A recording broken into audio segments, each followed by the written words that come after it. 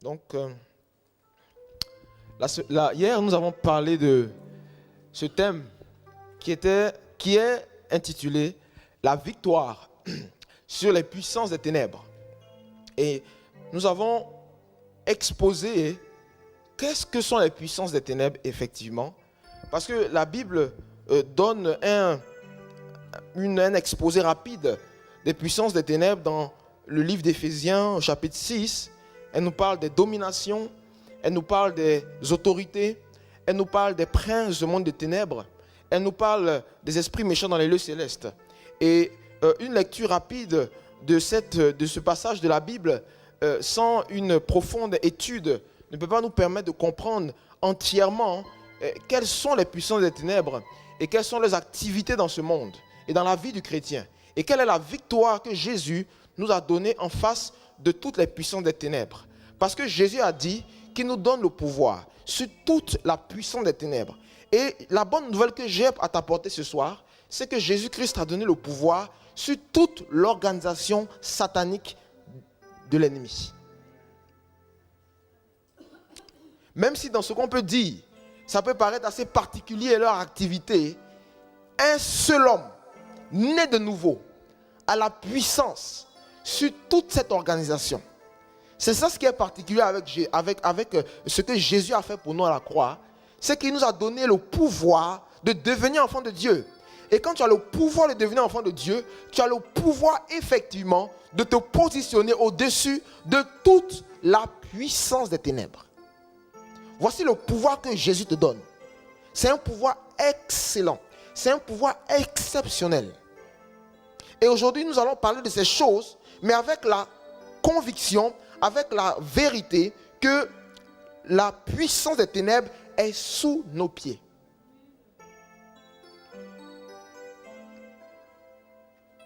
Amen. Amen. Quel que soit ce que tu peux vivre, Jésus a dit qu'il t'a donné le pouvoir sur toute la puissance des ténèbres. C'est une réalité. Alors, il n'y a rien qui est plus fort que toi.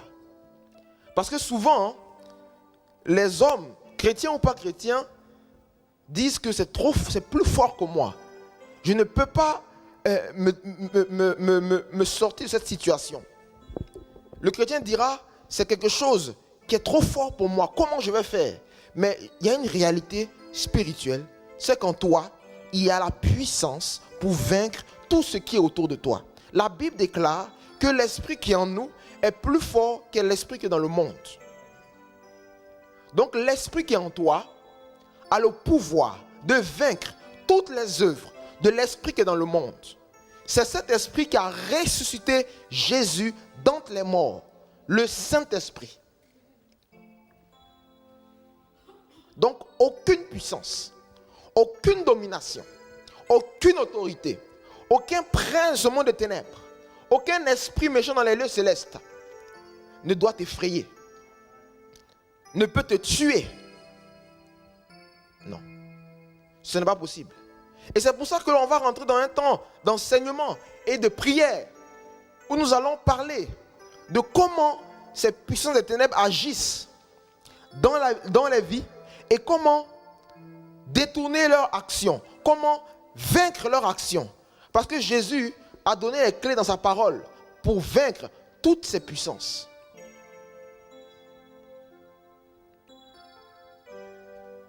Alléluia.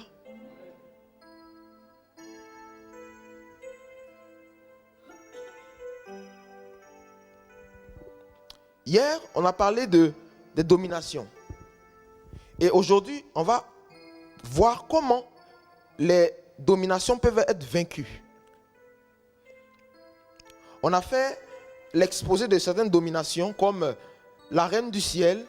On a dit que la reine du ciel, c'est un esprit de domination qui agit dans toutes les pratiques d'idolâtrie, c'est-à-dire le fait de vouer des cultes à d'autres dieux que le Dieu d'Israël, que Jésus-Christ.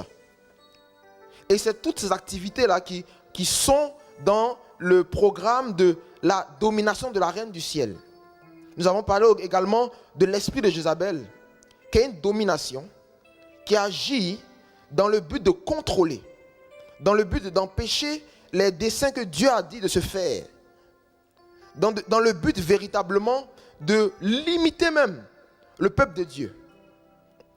Nous avons parlé également de la domination de la sirène des eaux qui agit dans la débauche, dans l'immoralité, dans le refus d'obéir à la parole de Dieu, de vivre la sainte doctrine, de vivre dans la sainteté, dans la séduction. Et nous avons compris que les dominations, en fait, agissent par rapport aux nations, par rapport aux destinées des nations, par rapport à ce que Dieu a dit sur un peuple.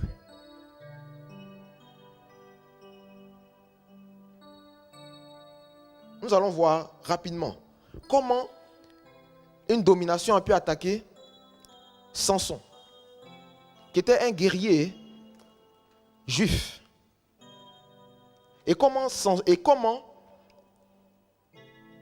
il a été possible de vaincre également cet esprit. Nous allons prendre nos livres dans le livre des Juges 16, du verset 15 à 18, je vais lire. C'est l'histoire de Samson.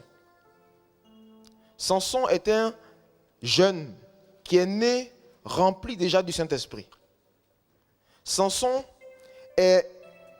a été suscité par Dieu pour libérer Israël de l'oppression des Philistins, qui était un peuple païen qui oppressait les Philistins, qui oppressait Israël, parce qu'Israël avait désobéi à Dieu.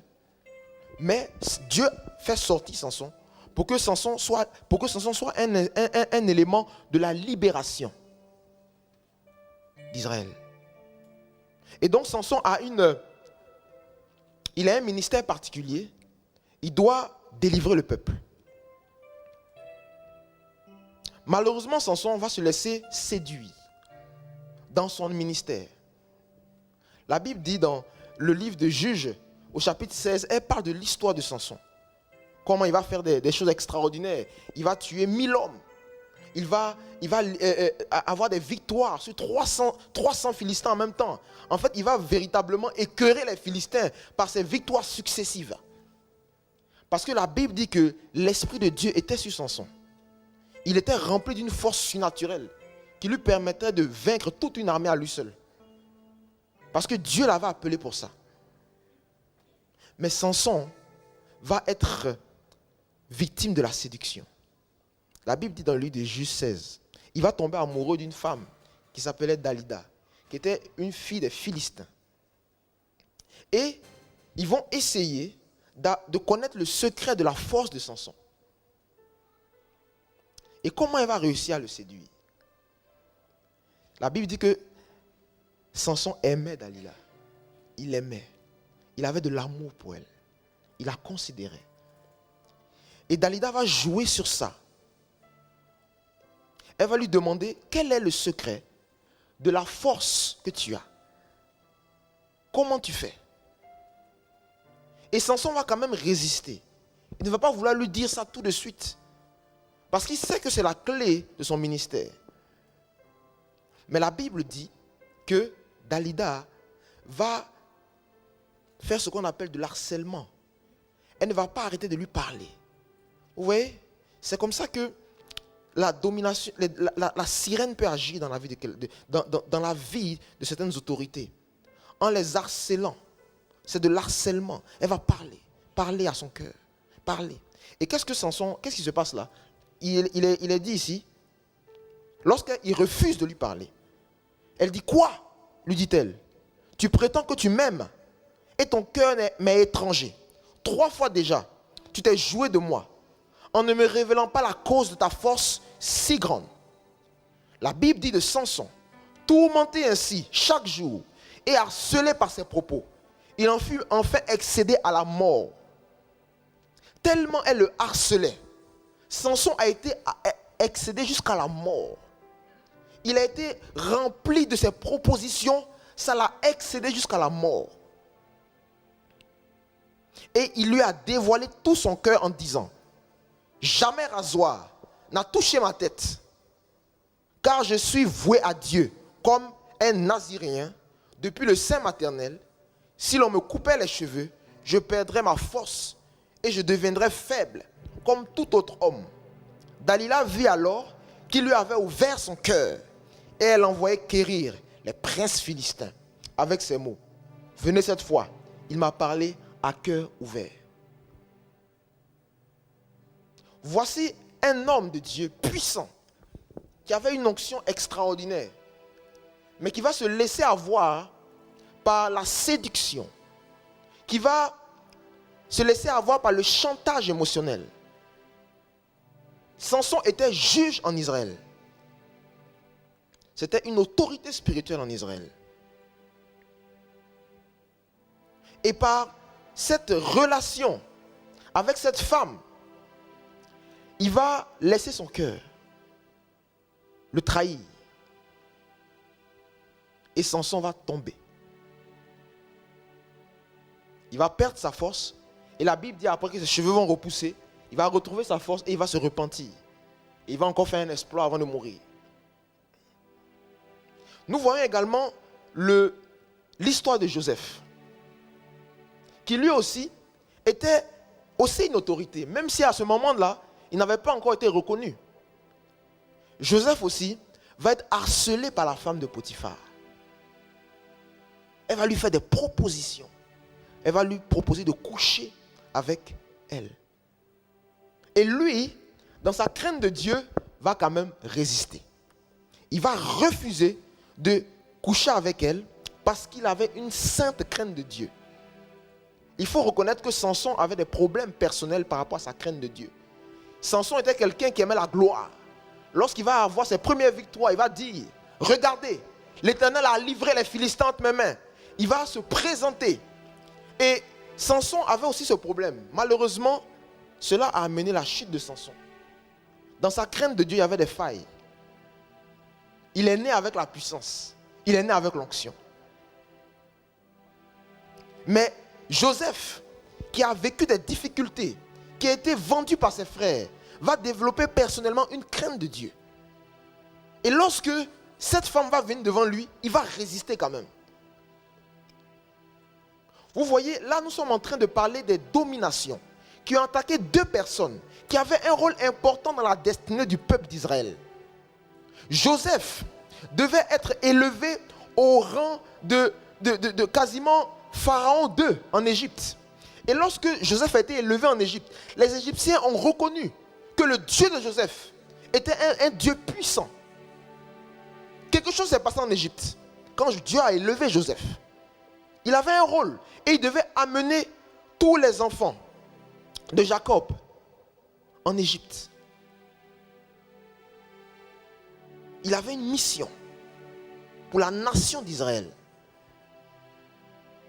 Même chose pour Samson, qui avait une mission pour la nation d'Israël. Samson a échoué. Joseph a réussi. Une clé pour vaincre les dominations. La Bible dit que Joseph, non seulement a résisté, et il fuyait. Il fuyait la femme de Potiphar. Pour vaincre les dominations, il est important d'avoir la crainte de Dieu. Il est important d'être prudent. La Bible dit, soyez doux comme des colombes et prudents comme des serpents. Il faut être prudent. Il ne faut pas s'engager dans des choses qu'on ne maîtrise pas. Joseph était un homme prudent. C'est ce qui s'est passé avec Jésus. Quand Jésus est venu sur cette terre, l'ange est venu dire à son père, amène-le en Égypte. Son père a été prudent. C'est la même chose pour Moïse. La Bible dit qu'elle vit que l'enfant était beau. Dans le livre des Actes, la Bible dit que Moïse était beau aux yeux de Dieu. Donc, le fait d'être beau ici, c'était qu'il avait une destinée. Et elle a pris l'enfant, elle l'a caché et elle l'a mis sur le fleuve dans une sorte de petite paillasse. Elle a été prudente. Une crainte de Dieu et une prudence est très importante pour s'opposer à des dominations.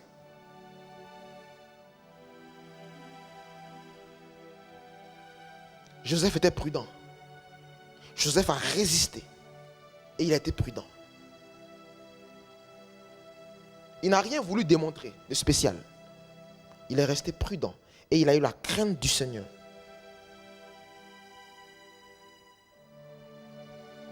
Et plusieurs dominations ont attaqué comme ça des hommes de Dieu dans la Bible. Et ceux qui ont eu la victoire étaient des personnes qui avaient une sainte crainte de Dieu. Des personnes sobres.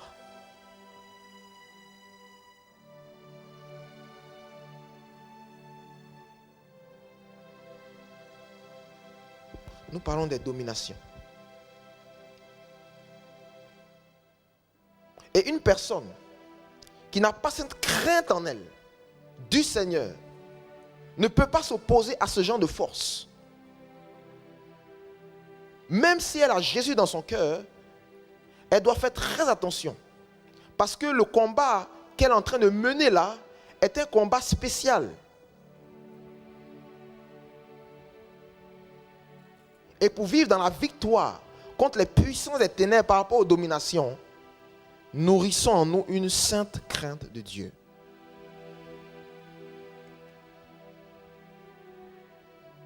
Soyons prudents. Prudents.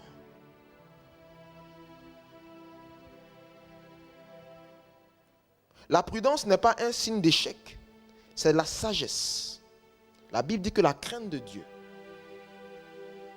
c'est aussi la sagesse.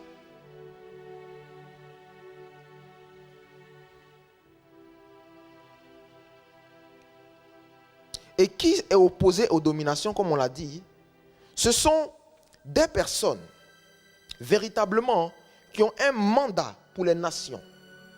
Ce sont des autorités spirituelles que Dieu appelle pour libérer un peuple, pour libérer beaucoup de personnes. Ces personnes sont opposées aux dominations. Parce que les dominations tiennent captifs les peuples. Elles les tiennent dans l'esclavage. Elles les tiennent dans les ténèbres.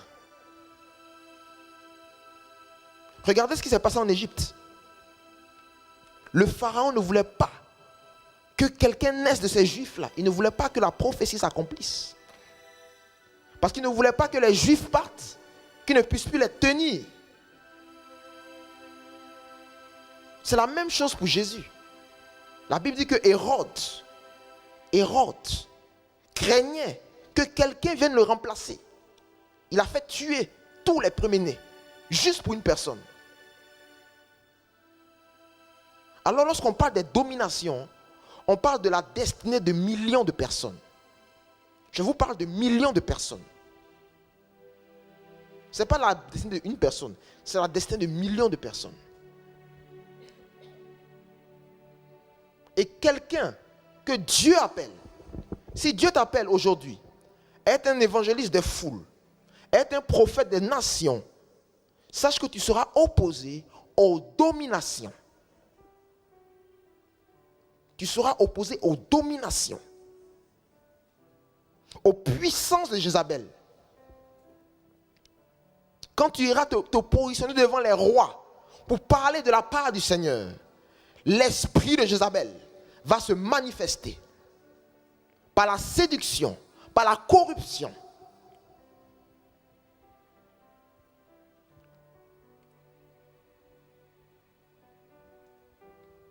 Nous parlons des hautes sphères. Nous descendons maintenant, après avoir rapidement parlé de domination. Comment vaincre? Retenez ceci.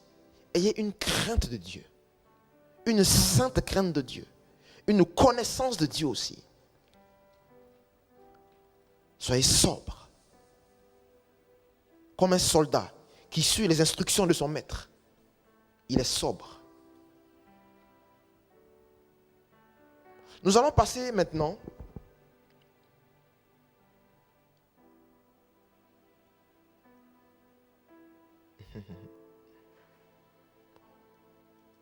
aux autorités.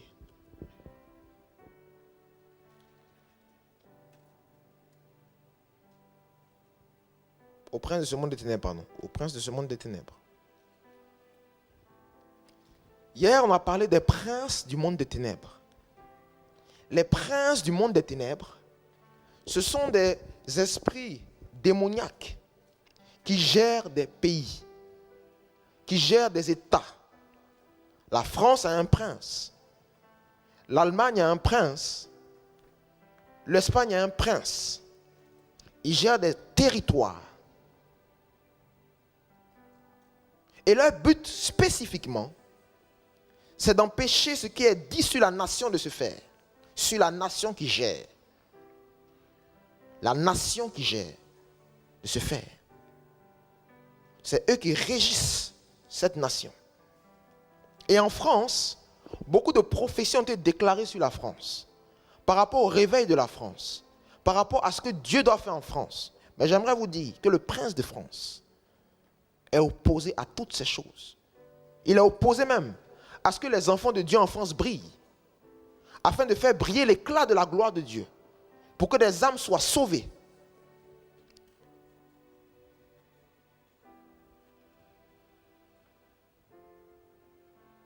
Et comment Daniel a vaincu le prince de Perse? La Bible dit que Daniel a pris un temps de jeûne et prière. Il est entré dans un combat spirituel. Parce que dans ce genre de situation, il faut rappeler à Dieu ce qu'il a dit sur ce pays, sur cette nation, et entrer dans la prière prophétique pour la nation dans laquelle nous sommes.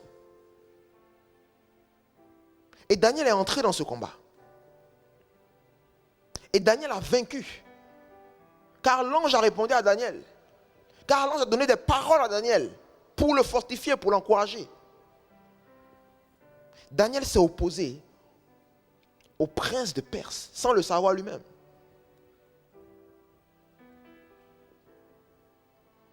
Et qui peut être confronté à ces principautés? Ce sont les intercesseurs. Quand Dieu donne à quelqu'un un manteau d'intercession pour la France, il doit savoir qu'il va s'opposer au prince de la France, au prince de la nation française. Oui. Tous les intercesseurs que Dieu a appelés pour la France sont opposés au prince de France. Et doivent continuer jusqu'à voir ce que Dieu leur a dit. Parce que tant que Daniel n'avait pas eu cette réponse du Seigneur, il ne s'est pas arrêté. Il a continué son jeûne. Et il a vu l'ange venir au 21e jour.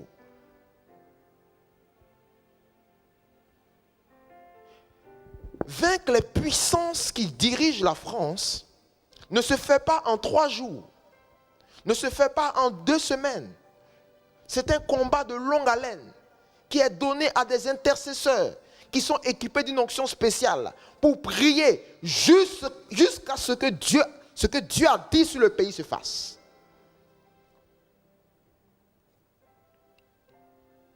Jusqu'à ce que les prophéties que Dieu a dites sur ce pays se fassent.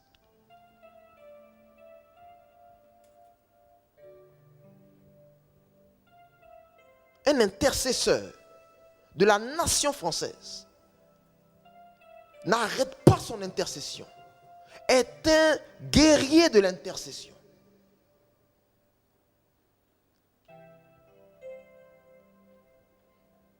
Il intercède pour la France. Et il doit rappeler à Dieu ce que Dieu a dit sur la France. Parce que le Seigneur a parlé sur ce pays. Le Seigneur a envoyé ses prophètes dans ce pays. Il a parlé sur la France. Il y a des grandes prophéties qui ont été données sur la France. Et les intercesseurs se sont découragés. Parce qu'ils n'ont pas vu ce que Dieu a dit qu'il allait faire s'accomplir. Ils n'ont pas vu ce réveil explosif. Ils n'ont pas vu ces âmes gagnées pour Jésus. Et ils sont découragés. Si tu es en train de me regarder, là je suis en train de parler à des gens qui me regardent sur l'antenne. Si tu me regardes là actuellement, j'aimerais te dire que tu es opposé au prince de la France. J'aimerais te dire que ton combat n'est pas perdu. que la victoire est avec toi et que tu dois continuer jusqu'à ce que tu aies vu l'accomplissement de la parole de Dieu s'accomplir. Dans ce pays, il y a des forces terribles. Il y a le prince de la France qui est là. Et le prince de la France est un descendant du prince de la Perse. Et j'aimerais te dire que le combat que Daniel a vécu, toi également tu le vivras. Et Dieu viendra te parler. Dieu te répondra personnellement. Dieu t'accordera des révélations spéciales. Il te montrera des choses par rapport à la France. Et tu verras ce que Dieu a dit s'accomplir. Tu le verras certainement. N'abandonne pas le combat contre les puissants des ténèbres en France. Parce que Jésus t'a donné la gloire pour pouvoir vaincre toutes ces forces. Il t'a équipé pour cela. Intercesseur qui me regarde, prie le Seigneur. Intercesseur qui me regarde, intercède. Intercède, n'abandonne pas, ne lâche pas, ne lâche pas, ne lâche pas. Ce pays sera bouleversé par la puissance de Dieu. Il sera bouleversé et ne lâche pas prise. Ne lâche pas prise. Tu as reçu des doctrines bizarres qui t'ont amené à te décourager. Mais j'aimerais te dire, sur la base de la parole de Dieu, que ton combat est toujours en activité. Il est toujours d'actualité. Et Dieu ne t'a pas abandonné. Dieu t'a donné l'onction de Daniel pour intercéder jusqu'au bout. Tu es un peu fatigué, mais relève-toi. Parce que Dieu est avec toi. Il est avec toi. Relève-toi. Daniel a été, lorsqu'il a vu l'ange, il a été un peu fatigué. Il a perdu des forces. Mais il s'est relevé dans le combat. J'aimerais te dire, relève-toi dans le combat. Relève-toi parce que le combat n'est pas terminé. Il n'est pas terminé. Jusqu'à ce que tu aies vu la prophétie du Seigneur s'accomplir. Continue d'intercéder. Continue d'intercéder.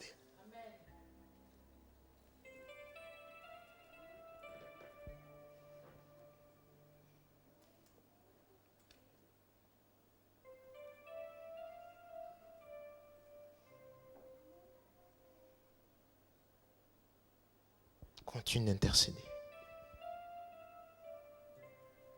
Car ton combat est noble. Ton combat est véritable.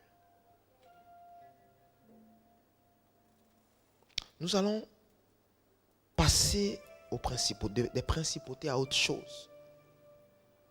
Mais nous devons retenir que le combat contre les princes de ce monde de ténèbres se fait dans la prière. Dans la prière fervente. La prière qui ne s'arrête pas. La prière qui continue. Un feu qui ne cesse d'être attisé par l'esprit.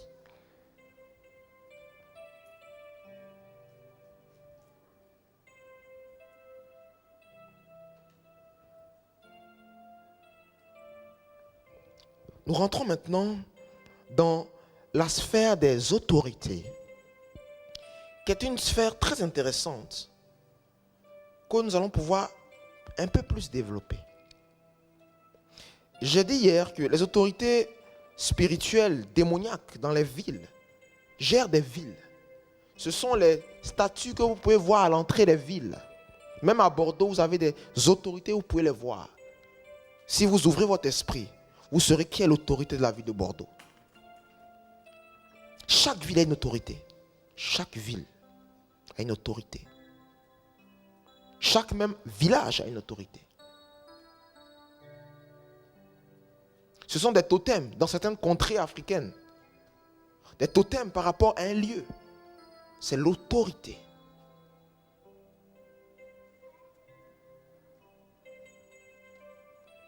Et le combat contre les autorités est un combat très intéressant qui a été manifesté par plusieurs hommes de Dieu dans la Bible qui ont manifesté véritablement la gloire de Dieu après avoir vaincu les autorités.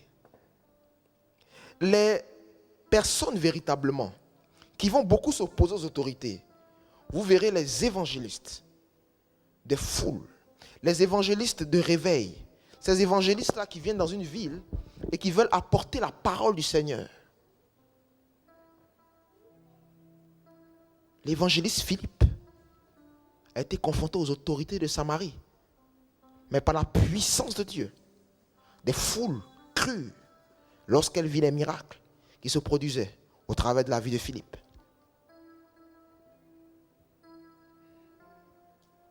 Nous allons parler de plusieurs situations dans la Bible d'hommes de Dieu qui ont été confrontés à des autorités spirituelles.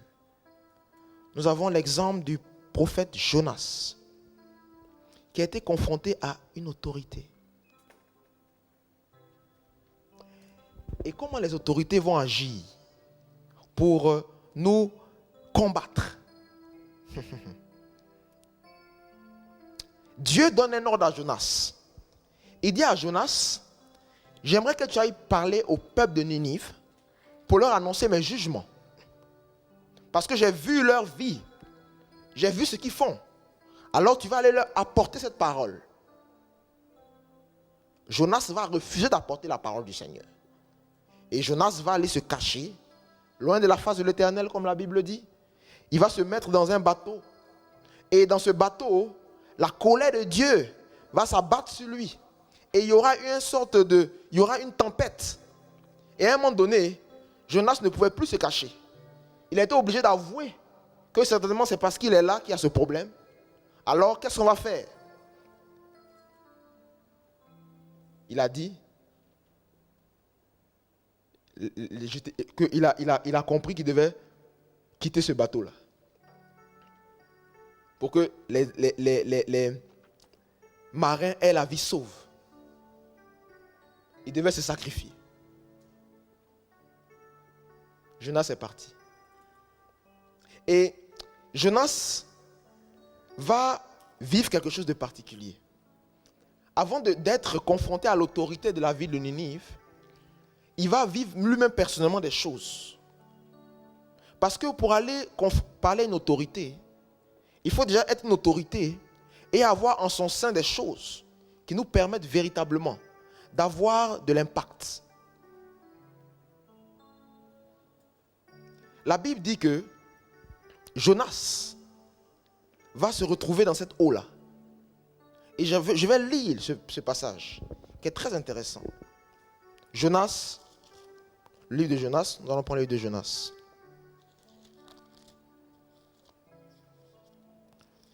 Il s'agit ici d'expliquer comment vaincre les autorités. Et comment Jonas lui-même personnellement a pu exercer ce bon ministère.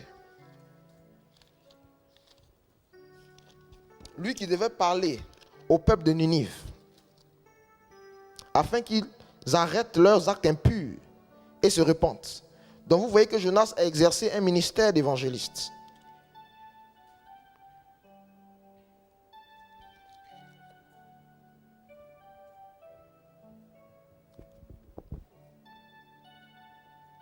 Jonas, nous allons prendre la lecture bientôt.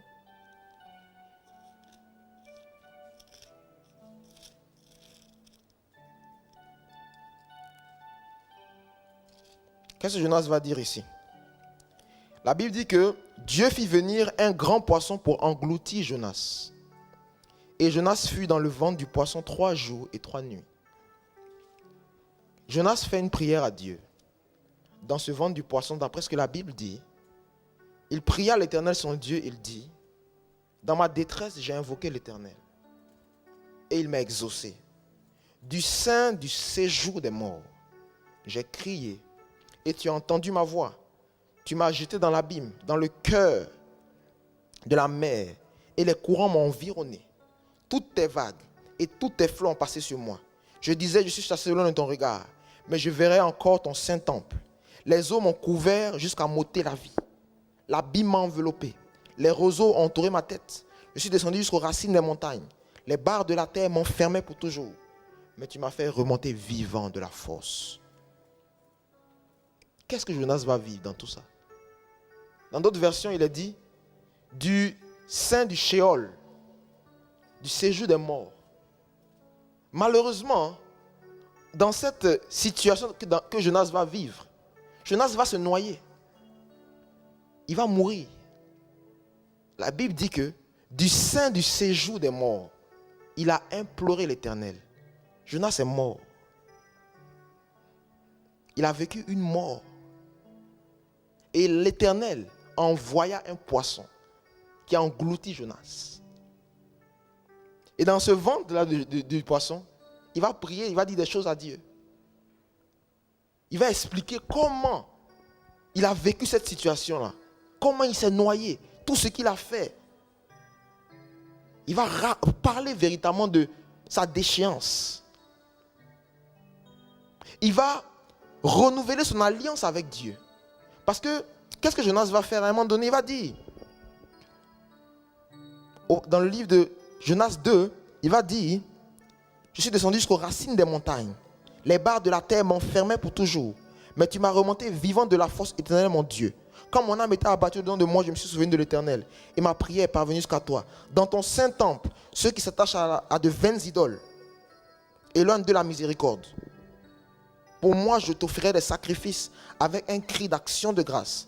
J'accomplirai les vœux que j'ai faits. Le salut vient de l'Éternel. Jonas va renouveler son alliance avec Dieu. Il va reconsidérer ses voies. Et à la suite de cela, la Bible dit que l'Éternel parla au poisson. Et le poisson vomit Jonas sur la terre. On peut vraiment comprendre en quoi l'œuvre de Jonas ressemble effectivement à ce que Jésus a vécu. Et Jonas va aller parler aux Ninive. Et la Bible dit qu'ils vont se repentir et qu'ils vont croire en Dieu. Une ville de 120 000 personnes. Un élément important dans la victoire contre les autorités, c'est personnellement être une personne qui a une alliance avec Dieu qui est faite sur de bonnes bases. Une personne qui est prête à obéir à Dieu quelles que soient les circonstances, quel que soit ce que Dieu lui demande. Il est prêt à obéir à Dieu. Jonas avait un problème. Il ne pouvait pas obéir à Dieu quelles que soient les circonstances. Quand Dieu lui a dit, va parler à ses païens qui ne connaissent pas Dieu, qui vivent dans l'immoralité, Jonas a dit non. Il a fallu que Jonas meure, que Jonas vive ces choses, qu'il vive une mort en lui-même, pour qu'il soit capable d'aller parler aux autorités, pour qu'il soit capable d'aller parler à ce peuple qui ne considérait pas. Parce que vous savez, les Juifs avaient ce problème de penser qu'ils étaient supérieurs aux gens et que Dieu était uniquement pour eux, que les autres peuples n'avaient pas le droit de connaître Dieu. Et comment Jonas a été attaqué par cette autorité? C'est la vue. C'est par la vue que les autorités attaquent. Il a eu le regard de personnes qui ne connaissent pas Dieu, des païens. Je ne peux pas parler à ces gens-là. C'est par la vue. Les autorités attaquent par la vue. Parce que tu vois. Elles te ramènent à voir les choses sur le plan humain et non voir les choses sur le plan spirituel. Sur le plan spirituel, Dieu voyait des personnes qui voulaient sauver. Parce que derrière le jugement, Dieu espérait qu'ils se repentent. Et malheureusement, Jonas s'est laissé attaquer par cette autorité de Ninive, qui lui a montré les Ninivites sous un regard humain. Ces gens-là n'ont aucune alliance avec Abraham. Comment tu vas aller leur parler de la part du Seigneur? Et il a fallu que Jonas vive ce brisement personnel pour accepter quand même d'aller parler à ces gens-là. Et nous avons vu le résultat. Ils se sont repentis. Même leur roi, leur autorité a reconnu qu'il fallait adorer le Seigneur. Et souvent, quand nous voulons nous positionner par rapport à une ville, par rapport à un lieu spécifique, nous pouvons être victimes du regard des hommes. Nous pouvons regarder avec la vue et ne pas regarder avec ce que Dieu a dit de regarder. Et pour vaincre les puissances des ténèbres, les autorités, il faut être une personne déjà qui a le regard du Seigneur. Une personne qui est prête à obéir à Dieu quelles que soient les circonstances. Si Dieu nous envoie au Kazakhstan, dans une ville où il n'y a aucun chrétien, il nous dit, va annoncer la parole du Seigneur. Il ne faudra pas dire, ce sont des Arabes qui ne connaissent pas Dieu. Aucun ne pourra se convertir. Non. il faudra avoir la pensée du Seigneur sur cette ville. Nous allons voir encore une autre manifestation d'une autorité qui s'est manifestée là dans la vie de personnes que Moïse avait envoyées pour explorer la terre promise. Moïse va envoyer 12 personnes pour explorer la terre que Dieu avait promise au peuple d'Israël. 12 personnes. Il va les envoyer. Il va dire, allez regarder comment ça se passe. Et malheureusement, seules 2 personnes dans ces 12 ne vont pas se laisser influencer par ces autorités spirituelles. Nombre 13. Le livre de Nombre 13 au chapitre 32, au verset 32. Qu'est-ce qu'ils vont dire? Le pays que nous avons parcouru pour l'explorer est un pays qui dévorerait ses habitants. Quant au peuple que nous y avons vu, ce sont tous des gens de haute taille. Nous y avons même vu les Néphilim, les enfants d'Anak, descendants des Néphilim. Nous étions à nos propres yeux, comme des sauterelles, et ainsi étions-nous à leurs yeux.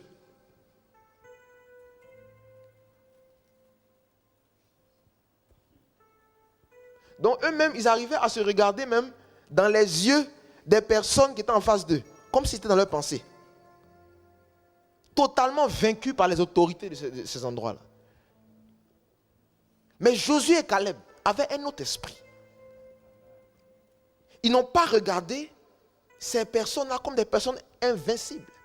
Ils ont regardé à l'Éternel et à ce que Dieu leur avait dit au travers de Moïse, que nous allons prendre ce pays.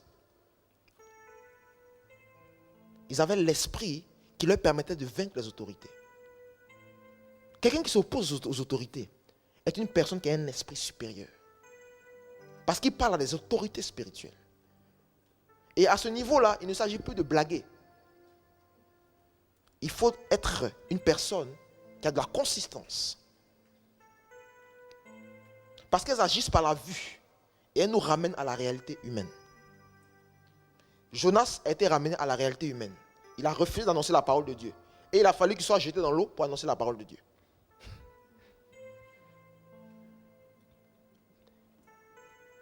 Josué n'a pas agi comme Jonas. Il a attendu son temps et il a affronté la ville de Jéricho. Très intéressant. Je vais lire quelques passages du livre de Josué qui vont nous montrer comment Josué a affronté la ville de Jéricho et a eu la victoire sur l'autorité de Jéricho.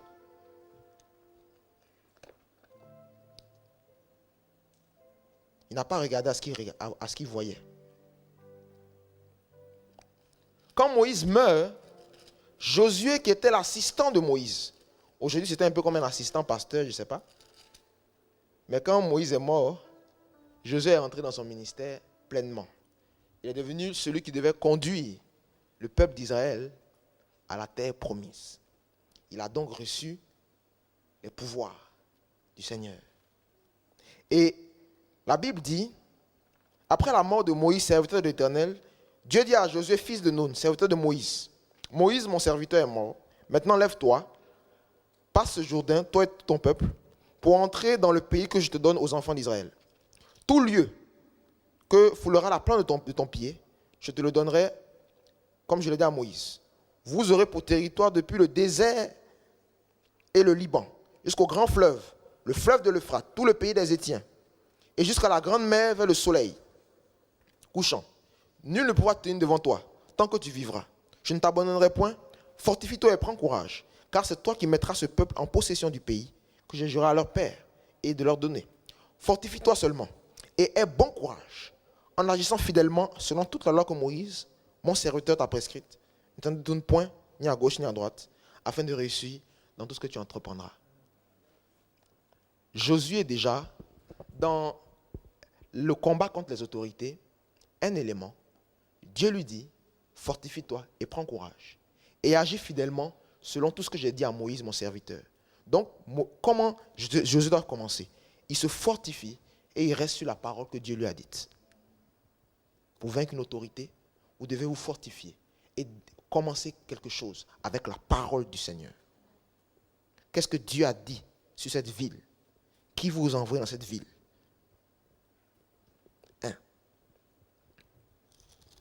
Ensuite, très intéressant, Josué dit au peuple, dans ce combat qu'ils sont en train de faire, pour vaincre l'autorité, sanctifiez-vous, car demain l'Éternel fera des prodiges au milieu de nous. Et Josué dit, portez l'arche de l'alliance et passez devant le peuple. Il portait l'arche de l'alliance et il marchait devant le peuple.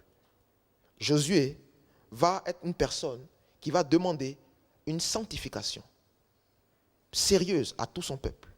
Soyez saints, car Dieu va faire des miracles. Ensuite, Josué va faire quelque chose de très intéressant. Josué va dire, sur la base de la parole du Seigneur, à tout le peuple de circoncire ceux qui n'avaient pas été circoncis. Donc, au travers de cela, ils vont renouveler leur alliance avec Dieu. Comme Jonas l'a fait. Il a renouvelé son alliance avec Dieu. Il a dit au Seigneur, j'honorerai mes vœux vis-à-vis de toi. Donc Josué va renouveler son alliance avec Dieu. Il va renouveler toute l'alliance du peuple avec Dieu. Et ensuite, que vont-ils faire dernièrement? Ils vont se mettre dans une marche pendant 7 jours ou pendant 6 jours. Il y a une partie seulement de la population qui va marcher, c'est-à-dire les guerriers et les sacrificateurs. Et au 7e jour, tout le monde va marcher. Ils vont louer le Seigneur par des cris, par leurs instruments, par des trompettes. Et à ce moment-là, la Bible déclare que la ville de Jéricho est tombée. Un autre élément, dans véritablement cette victoire contre les puissances des autorités, c'est proclamer la parole de Dieu. La proclamer. Fortifiez-vous, sanctifiez-vous, ayez une alliance avec Dieu. Proclamez avec force la parole de Dieu. Et ils l'ont fait, et Josué a été vainqueur de Jéricho et de tous ceux qui étaient dedans, les Néphilim, tout ce que vous voulez. Ils sont tous tombés. Voyez-vous, dans le combat contre les autorités, il y a des dispositions personnelles qu'il faut avoir pour se lever, pour aller parler à l'autorité de Poitiers, à l'autorité de Bordeaux, à l'autorité de Paris, à l'autorité d'Abidjan. Soyez une personne qui est prête à servir le Seigneur, quelles que soient les difficultés. Parce que lorsque vous vous positionnez devant une autorité, c'est une autorité, comme on le dit, qui elle-même, dans son camp, est un élément qui a de l'efficacité. Donc vous vous positionnez contre cet élément-là. Et dans les autorités, c'est la parole contre la parole.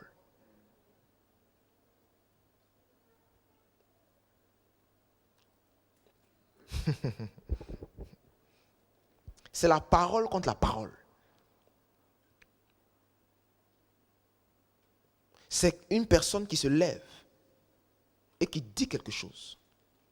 Une personne qui a du poids spirituel.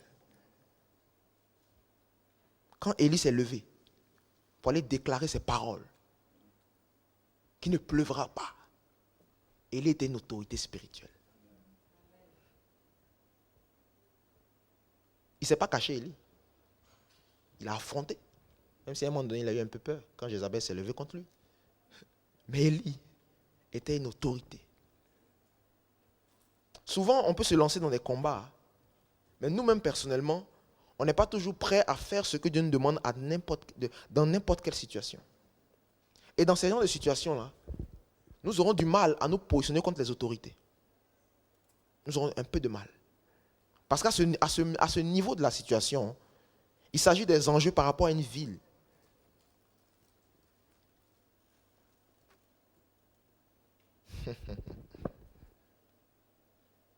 Comme je le disais hier, l'apôtre Paul aussi a parlé aux autorités. Il a parlé au roi Agrippa. Et le roi Agrippa a été ému. Il a dit à Paul, veux-tu me convertir? Mais Paul était une autorité. Il savait ce qu'il faisait. Paul a ébranlé les autorités d'Éphèse. Il a ébranlé Diane d'Éphèse. Parce que par la prédication de sa parole, il y a eu un réveil à Éphèse. Et ceux qui avaient beaucoup d'argent par l'idolâtrie n'ont pas aimé ce que Paul faisait. Donc voyez-vous, lorsque vous ébranlez les autorités d'une ville, soyez convaincus que vous aurez des attaques d'autorités même dans la ville. De gens qui ont du poids dans la ville. À un moment donné, lorsqu'on est dans le combat contre les autorités, nous sommes attaqués par des gens d'influence dans la ville. Parce qu'ils se rendent compte qu'il y a une autorité qui donne une autre parole que la parole qu'ils avaient l'habitude de prononcer. À ce moment-là, vous êtes dans la position des autorités. Quand d'autres autorités viennent se plaindre devant vous, quand d'autres autorités vous surveillent, quand d'autres autorités sont gênées par ce que vous faites, vous êtes dans la dimension du combat contre les autorités de la ville. Autorité.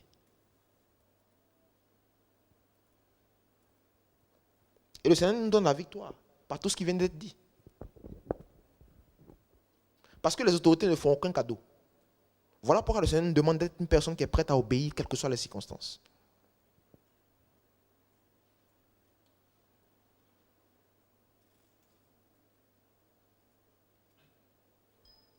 Est-ce que ça peut aller?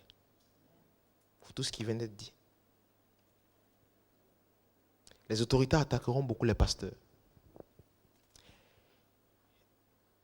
Parce que les pasteurs sont des autorités spirituelles également. Qui viennent apporter dans la ville des choses nouvelles. Par rapport à ce que les puissants de cette ville-là opéraient. Ils viennent changer des donnes.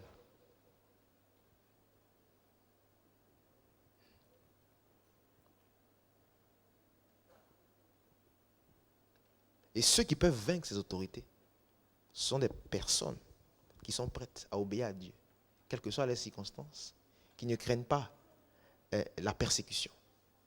À ce moment-là, ils deviennent vraiment des personnes dangereuses. Mais dès lors qu'ils ont la crainte, dès lors qu'ils ne sont pas bien positionnés, ils ne sont pas encore assez efficaces pour se lever contre des autorités.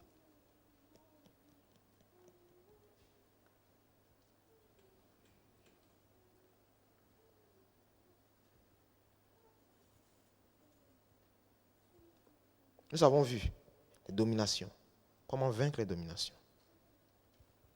Nous avons vu comment vaincre les autorités. Nous avons vu comment vaincre les princes de ce monde de ténèbres. Et nous pouvons voir également ce qui s'est passé avec Jésus. Jésus a été confronté au diable lui-même. Et Jésus a vaincu le diable. Dans ce désert-là, la Bible dit que le diable est parti en attendant une occasion favorable. Donc il veut toujours revenir. Mais sur ce plan, il a été vaincu.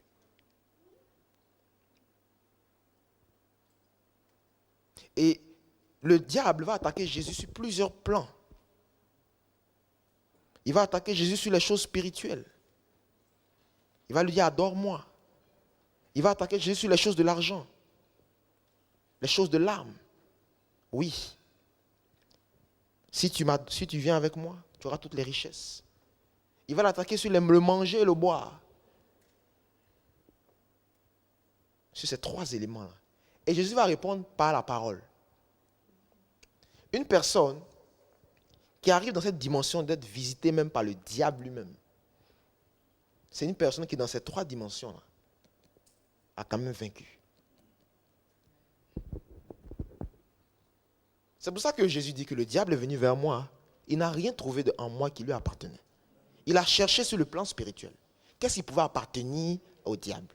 Il a vu qu'il y avait un problème. Il a dit, bon, ok, on va aller sur le plan de son âme. Il y a un problème aussi, il n'y a rien. Il a cherché sur le plan physique. Il n'a rien trouvé. Il est parti. C'est parti. Ça, c'est les attaques du diable contre Jésus. Il y a des hommes de Dieu qui ont vécu ça. Mais cette dimension-là, personnellement, il faut être une personne véritablement qui est dans ces trois dimensions-là, qui a été vraiment touchée par le Seigneur. qui est une personne qui n'est plus intéressée par le monde. C'est un adorateur du Seigneur. Une personne consacrée à Dieu. Une personne dont la statue même du Christ est visible.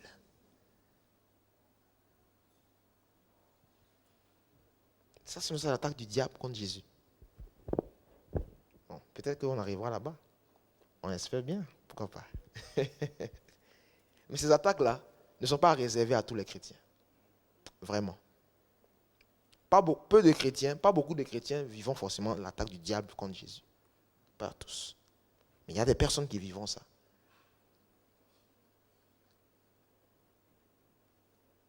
Et la bonne nouvelle, c'est que non seulement Jésus a vaincu le diable, mais il a vaincu tous les autres amis du diable.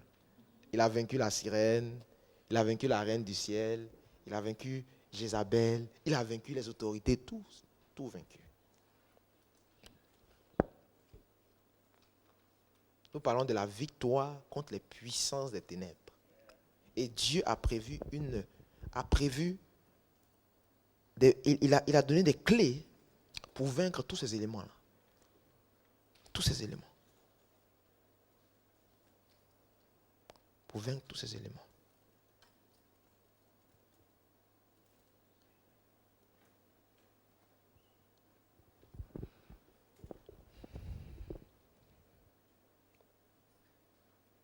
Hier, nous avons parlé des esprits méchants qui agissent dans notre sphère d'intérêt et qui sont très en activité aussi. Il ne faut pas négliger leur activité. Les esprits méchants agissent, ils bloquent des choses. Les esprits méchants amènent des maladies dans les corps. Ils amènent des malédictions. Parce qu'eux-mêmes travaillent même pour le service de tous ceux qu'on a vus au-dessus d'eux.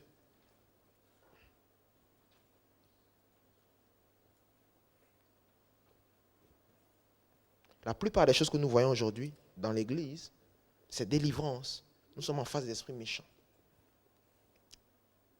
Parce que les dominations ne peuvent pas habiter dans la vie d'une personne. Elles sont déjà établies. Elles travaillent. Elles n'ont pas besoin d'un corps pour vivre. Mais ce sont ces anges-là, de basse catégorie, là, qui minent la vie de beaucoup de personnes.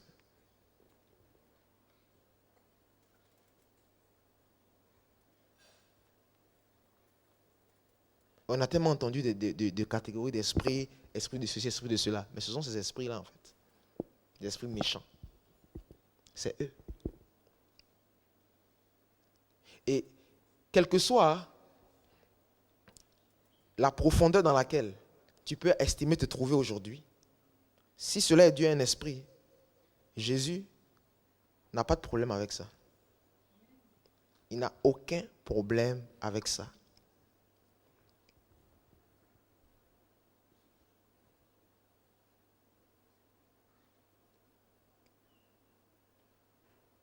On a parlé des esprits humains. On a donné des exemples bibliques de choses qui sont possibles. Mais je vais préciser quand même que ce qui a été dit hier, c'est par la capacité du Saint-Esprit que Paul est sorti de son esprit. Que Élisée a vu Géasi. C'est le Saint-Esprit qui lui a permis de faire ça. Maintenant, malheureusement, il y a des gens qui travaillent avec d'autres pratiques qui font ces choses-là. Parce qu'une personne, même si elle n'est pas née de nouveau, on dit que son esprit est mort, mais le fait de dire que son esprit est mort, ça veut dire que son esprit est coupé de Dieu. Mais son esprit est toujours en activité. L'esprit là est là. Oui. Donc il travaille avec son esprit. Et il fait des choses. Parce qu'on pense que comme l'esprit est mort, il n'a plus d'esprit. Non, il a un esprit qui est très en activité. Malheureusement, cet esprit fait des choses impures. Et ce sont des choses que nous avons vues personnellement, qui ont vraiment miné la vie de beaucoup de personnes. Et hier, on a donné des exemples bibliques d'esprits humains en activité dans la vie des gens. Jésus a vaincu ces esprits humains, très simplement.